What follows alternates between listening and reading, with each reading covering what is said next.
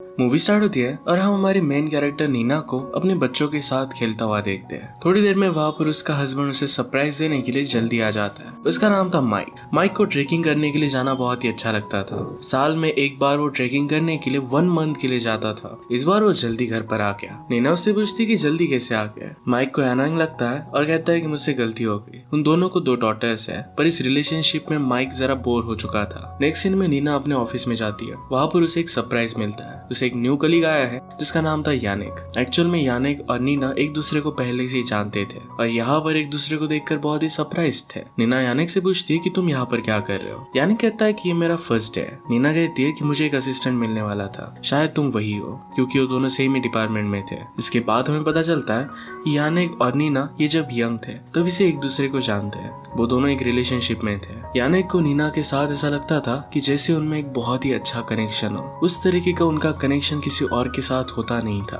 काम करते वक्त नीना की कलीग एग्ना यहाँ पर आती है। वो यानिक को देखती है और उसे बहुत पसंद आता है। वो डायरेक्टली उसे डेट के लिए पूछ रही थी, पूरी तरीके से उसे फ्लर्ट कर रही थी, पर नीना उसे कहती है कि अब हम काम कर रहे हैं, तुम्हें कन्वर्सेशन बाद में करना। नीना को उसकी मदर का कॉल आता है। आज रात उन्होंने पार्टी रखी थी क्योंकि उनकी आज एनिवर्सरी थी। उनकी शादी को 10 साल हो चुके थे। नीना इसके बारे में पूरी तरीके से भूल चुकी थी। पार्टी के लिए नीना को सब कुछ तैयारी करनी पड़ेगी और इसी वजह से वो माइक को कॉल करती है। माइक कहता है कि आज मैं बहुत ही बिजी हूँ। नीना कहती कि पहले मेरी बात तो सुन लो। वो कहती कि हमारी डॉटर्स को स्कूल से लाना है। माइक कहता है कि तुम्हारी मदर को बता दो। नीना कहती है कि अगर मैंने मदर को बताया तो मुझे बहुत ज्यादा डांटती है। इसके बाद माइक खुद ही नीना की मदर को कॉल कर देता है। माइक की एक बहुत ही इंपॉर्टेंट मीटिंग थी। उनकी कंपनी के लिए एक सीईओ को हायर कर रहा था। उसे कहता है कि जिस कंपनी में तुम काम कर रही हो इससे तुम्हें डबल सैलरी मिलेगी, तुम्हें हमारे साथ काम करना चाहिए। इस डील के ऊपर वो बहुत टाइम से काम कर रहा था। सब कुछ रेडी कर नीना स्कूल में जाती है। वहाँ पर उसे पता चलता है कि नीना की मदर ऑलरेडी डॉटर्स को लेकर वहाँ से चली गई। वो घर पर आती है तो उसके फादर हर जगह पर मदद कर रहे थे। उन्हें इस सिचुएशन के बारे में पता था कि नीना पर बहुत ही लोड आ रहा है। फादर कहते हैं कि रिलेशनशिप में सिर्फ एक ही पर्सन अगर बहुत ज्यादा ट्राई कर रहा होगा तो ये प्रॉब्लम आने ही वाली है। माइक को भी इसमें एफर्ट्स डालने चाहिए। नीना कहती है कि माइक मेरे साथ रहता है, ये बहुत बड़ी अचीवमेंट है। इसके बाद माइक घर पर आ जाता है। उनकी शादी को 10 साल हो चुके थे तो नीना की मदर स्पीच देती है। रात में नीना और माइक के दोनों करीब आ रहे थे।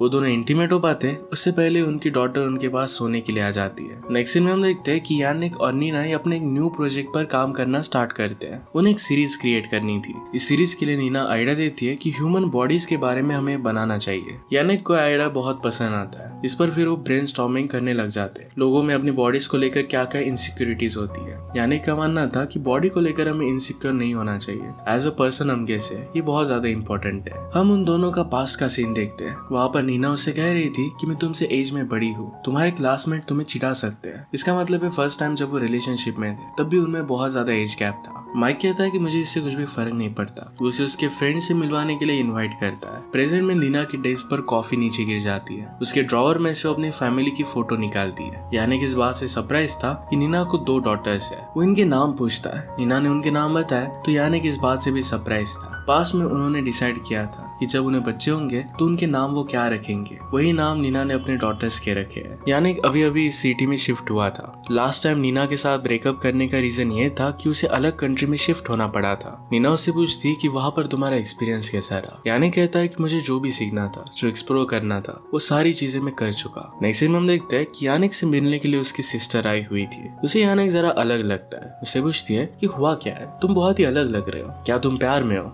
यानिक इस बात पर स्माइल कर देता है। सिस्टर उसके लिए बहुत ही एक्साइटेड थी कि वो लड़की है कौन, क्या वो ब्यूटीफुल है। यानिक कहता है कि वो बहुत ही ब्यूटीफुल है, उसकी शादी हो चुकी है और उसे डॉटर्स भी है। ये बात सिस्टर को बहुत ही अजीब लगती है। वो कहती है कि तुम किसी का घर तोड़ दोगे। यानिक कहता है कि एक बार मैं इस प्यार से भाग चुका हूँ और मैं फिर से नहीं भागना चाहता। रात में नीना यानिक से ही टेक्स्ट कर रही थी। माइक उसे बुलाने के लिए आता है और उसके लिए वाइन लाता है। वो आज सेलिब्रेट कर रहा था क्योंकि उसकी डील कंप्लीट हो चुकी। वो आज बहुत ही खुश था। नीना कहती है कि हमें फिर सेलिब्रेट करना चाहिए, कहीं पर वीकेंड के लिए जाना चाहिए। माइक कहता है कि हम जाएंगे, पर मैं सोच रहा था कि फिर से 1 मंथ के लिए मैं आइसलैंड जाकर आऊं। नीना कहती है कि तुम तो 2-3 मंथ्स के बाद जाने वाले थे। माइक कहता है कि मुझे अभी जाने की जरूरत है। नीना ने कहा कि यहाँ पर मुझ पर बहुत सारी रिस्पॉन्सिबिलिटीज है, सारी चीजें मुझे संभालनी पड़ेगी, मेरा न्यू प्रोजेक्ट आ रहा है, ये सब मैं कैसे कर पाऊंगी। माइक कहता है कि तुम सब कुछ हैंडल कर लोगे, डोंट वरी। नीना गुस्सा होकर वहां से चली जाती है। अगले दिन माइक बच्चों को अपनी मदर के पास छोड़ने के लिए जा रहा था। वो चाहता है कि नीना को जरा रिलैक्स लग सके। काम के वक्त नीना और यानिक अलग अलग जगह पर जाते हैं। वहाँ पर वो लोगों की फोटोज ले रहे थे। फोटो लेते लेते वो करीब आ जाते हैं तो नीना कहती कि हमें एक दूसरे से जरा डिस्टेंस मेंटेन रखना चाहिए। माइक अब यहाँ से जाने वाला था,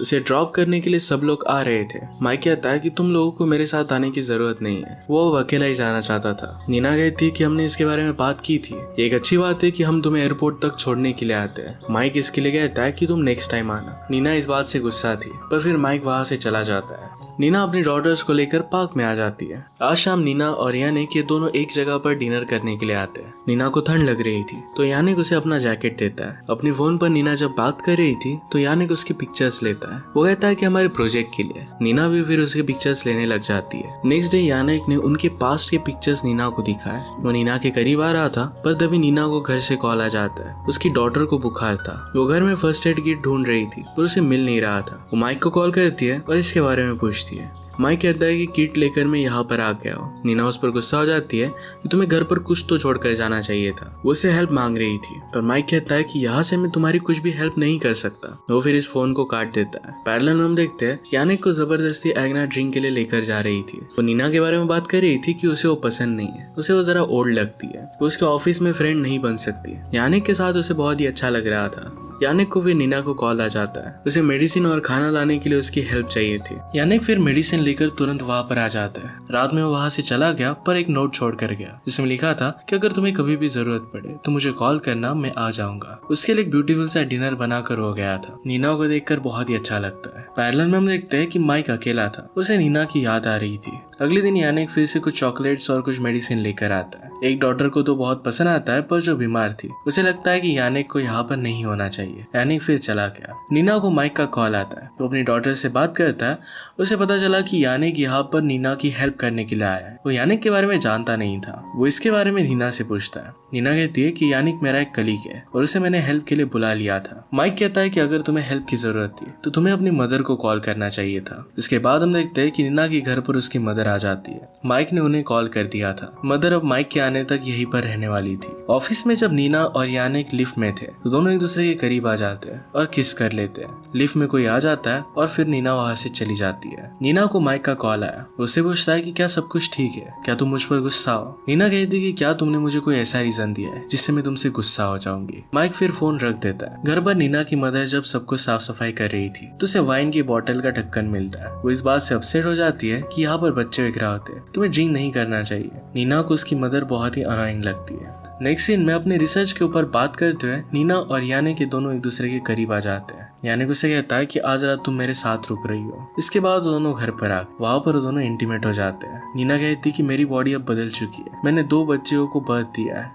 यानिक कहता है कि मुझे इससे फर्क नहीं पड़ता। नेक्स्ट सीन में माइक अपनी डॉटर्स के साथ बात कर रहा था। यहाँ पर भी नीना और माइक में ज्यादा कुछ बात नहीं होती। इसके बाद हम देखते हैं कि नीना और यानिक एक रिसोर्ट पर आते हैं। वहाँ पर वो मसाज वगैरह लेते हैं, एक दूसरे के साथ बहुत ही अच्छा सा टाइम स्पेंड करते हैं। नीना माइक की कार लेकर आई थी तो यानिक कहता है कि ये कार तो बहुत ही अच्छी है, तुम इसे ऑफिस क्यों नहीं लेकर आती। नीना कहती है कि माइक की है, मेरा खुद का ऐसा कुछ नहीं है, सिर्फ मैं और मेरी डॉटर्स है। इसके बाद दोनों एक लेक के पास आए। यानिक कहता है कि ऐसा लगता है कि हमेशा यहाँ पर तुम्हारे साथ ही रहो। नीना को भी वैसा ही लग रहा था। वो पूरी दुनिया से दूर जाना चाहते थे। पर फिर नीना कहती है कि मेरी डॉटर्स क्या क्या होगा, हमारी सिचुएशन बहुत ही हार्ड है। हमेशा क्वेश्चन उसकी फैमिली का ही आ जाता है। इन सब बातों की वजह से नीना बहुत ही डिस्टर्ब हो गई थी और रात में घर पर रो रही थी। उसकी मदर आकर उससे पूछती है कि तुम यहाँ। उसकी मदर उससे पूछती है कि हुआ क्या। नीना कहती है कि मुझे प्यार हो गया है और उसके बिना मैं जी नहीं सकती। मदर कहती है कि इससे तो तुम सब कुछ बर्बाद कर दोगी, तूने बहुत सारी चीजों के बारे में सोचा नहीं है, तुम्हारी डॉटर्स इसके बारे में क्या सोचेंगे। माइक की और तुम्हारी जिंदगी बर्बाद हो सकती है, इससे बहुत ज्यादा इफेक्ट पड़ेगा।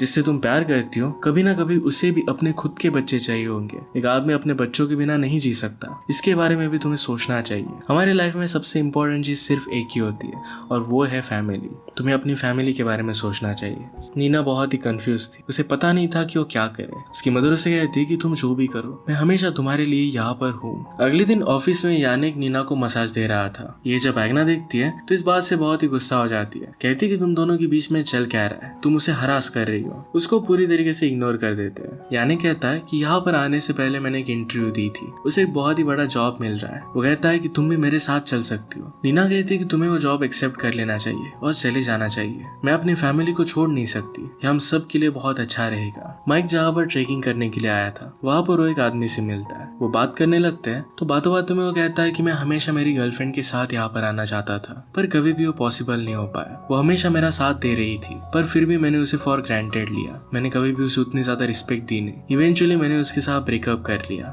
1 साल बाद मुझे पता चला कि जब मैंने उसके साथ ब्रेकअप किया था उससे पहले उसे कैंसर था। मुझे उसका साथ देना चाहिए था। अब वो अपनी गर्लफ्रेंड को बहुत मिस करता है। किस तरीके से हम लोगों को उतना ज्यादा इंपॉर्टेंस नहीं देते, ये रियलाइज कर माइक को बहुत बुरा लगता है। उसे भी लगता है कि उसे नीना के पास वापस जाना चाहिए। अगले सीन में हम देखते हैं कि नीना अपने फादर के साथ बात कर रही थी। नीना ने अपनी मदर को जो बताया था फादर को भी पता था। फादर कहते हैं कि तुम जिस सिचुएशन से गुजर रही हो उस सिचुएशन से मैं भी गुजरा था। मैंने एंड में फैमिली चूज की थी। फादर ने डिसीजन नीना के लिए लिया था। अगर वो फैमिली तोड़ देते तो नीना पर इफेक्ट पड़ सकता था। फादर कहते हैं कि अब मैं उस डिसीजन को रिग्रेट करता हूँ। उन्हें लगता है कि अगर पेरेंट्स खुश ना रहे तो बच्चे भी खुश नहीं रह सकते। फादर उन दिनों पर इमोशनली अपसेंट थे और ये बात नीना ने रियलाइज की थी। बचपन में भी वो बात जान सकती थी। फादर उसे सलाह देते हैं कि तुम्हें जो ठीक लगे तुम्हें वही करना चाहिए, बाकी चीजों के बारे में ज्यादा सोचना नहीं चाहिए। यानिक को दूर कर नीना फिर से उसके पास वापस आ जाती है। उसे कहता है कि प्लीज मुझसे दूर रहो, तुमसे दूर जाना ऑलरेडी हार्ड है, प्लीज इसे और भी हार्ड मत बना। नीना सुनती नहीं, उसके साथ इंटीमेट हो जाती है। आने से पहले नीना माइक से कॉल पर बात कर रही थी। उसका कॉल ऑन ही रह जाता है। माइक नीना की आने के साथ आवाज सुन लेता है। इस बात से उसे बहुत बुरा लगा। वो तुरंत वहां से निकलना चाहता था।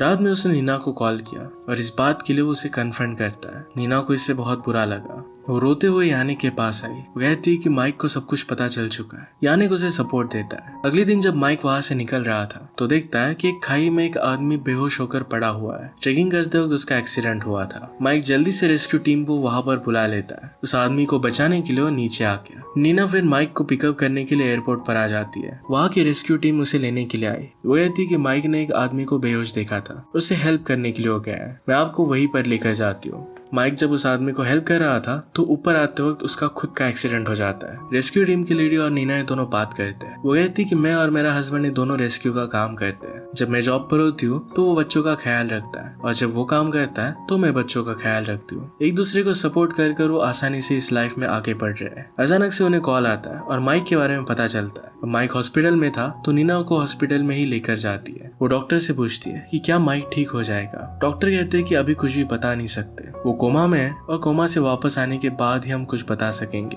नीना माइक के पास बैठकर सोच रही थी। उसे यानिक का कॉल आता है और यानिक कहता है कि तुम घर पर कब आ रही हो। नीना उसे सारी सिचुएशन बताती है। वो कहती है कि अब मैं तुम्हारे पास वापस नहीं आ सकती। यानिक डायरेक्टली कॉल को कट कर देता है। अगले दिन वो उसके पास पहुंच गया। वो उससे कहता है कि मुझे पता है कि डिसीजन लेना तुम्हारे लिए बहुत ही हार्ड है, पर मैं यहाँ पर तुम्हें सपोर्ट करने के लिए आया हूँ। तुम्हें जो डिसीजन ठीक लगे तुम वो ले सकती हो, मुझे कोई प्रॉब्लम नहीं है, मैं तुम्हारा वेट करूंगा। नीना जब माइक के साथ थी तो उसे होश आ जाता है। माइक उसे कहता है कि मैं अभी भी तुमसे बहुत प्यार करता हूँ, हमें इस रिलेशनशिप को और एक चांस देना चाहिए। नीना ने माइक का हाथ पकड़ा हुआ था पर माइक को कुछ भी फील नहीं हो रहा था। एक हाथ से शायद वो पैरालाइज्ड हो गया था। नीना उससे कहती कि सब कुछ ठीक हो जाएगा। उसने उसी के साथ रहने का डिसाइड कर लिया था। इसी के साथ ये मूवी एंड हो जाती है। अगर आपको एक्सप्लेनेशन अच्छा लगता है तो प्लीज लाइक और कमेंट जरूर कर दीजिएगा। बहुत सारी मूवीज लेकर आता रहता हूँ तो प्लीज चैनल को सब्सक्राइब कर दीजिए और बेल नोटिफिकेशन आइकन दबाना मत भूलिएगा। फिर से मिलेंगे और नए मूवी के साथ, तब तक के लिए थैंक यू और आप अपने आप का ख्याल रखिए।